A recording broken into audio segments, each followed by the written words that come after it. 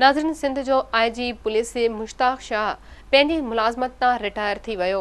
वफ़ाक़ी सरकार नए पुलिस सरबराह लाइ गैर सिंधी ऑफिसरनि जे नालनि ते गौर शुरू करे छॾियो आहे। इन हवाले सां वधीक तफ़सील कराची मां मुश्ताक सरकीअ जी हिन रिपोर्ट में। सिंध में 70 वारे ॾहाके बाद 23 अक्टूबर 2011 ते पहिरियों भेरो सिंधी IG खे मुक़ररु कयो वियो। 81 में पुलिस फोर्स में ASP तौरु शामिल थींदड़ सैयद मुश्ताक शाह सिंध जे नए IG तौरु चार्ज वठी कमु शुरू कयो। सिंध में सिंधी IG जे मुक़ररु थियण शर्ती सिंध जी राजधानी कराची में रत जूं नदियूं वहण शुरू थी वियूं। मुश्ताक शाह तक़रीबन 9 महीननि ताईं IG सिंध तौरु पंहिंजा फर्द निभाया, जॾहिं त संदसि IG वारे दौर दौरान सिर्फ़ कराची अंदरि टारगेट किलिंग ऐं फायरिंग जे मुख़्तलिफ़ वाक़िअनि दौरान 3600 खां मथे आम शहरी तोड़े सियासी जमायतुनि जा कारकुन क़तल थिया।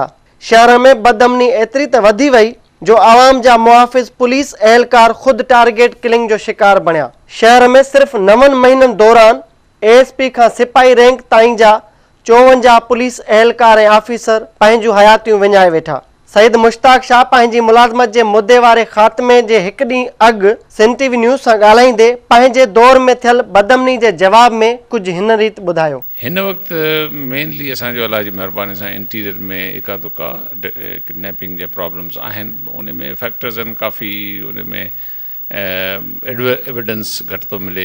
किडनैपिंग जे केसिस में कन्विक्शन घटि थी थिए। उन जे करे पोइ जेको क्रिमिनल आहे उनजी दिलि वधे थी ऐं उहो उन ॻाल्हि खे कैरी फॉर्वड थो करे।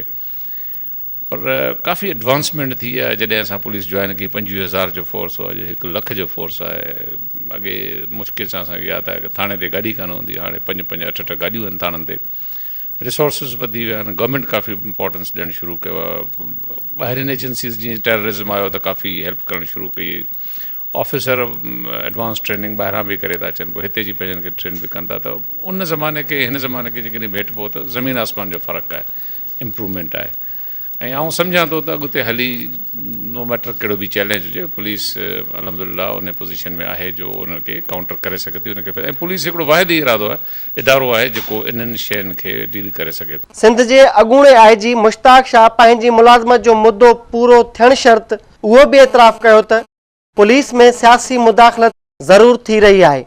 संदसि चवणो त हर सियासतदान जी उहा ख़्वाहिश हूंदी आहे त संदसि ख़्वाहिश मूजिबि पुलिस ऑफिसर मुक़ररु कया वञनि।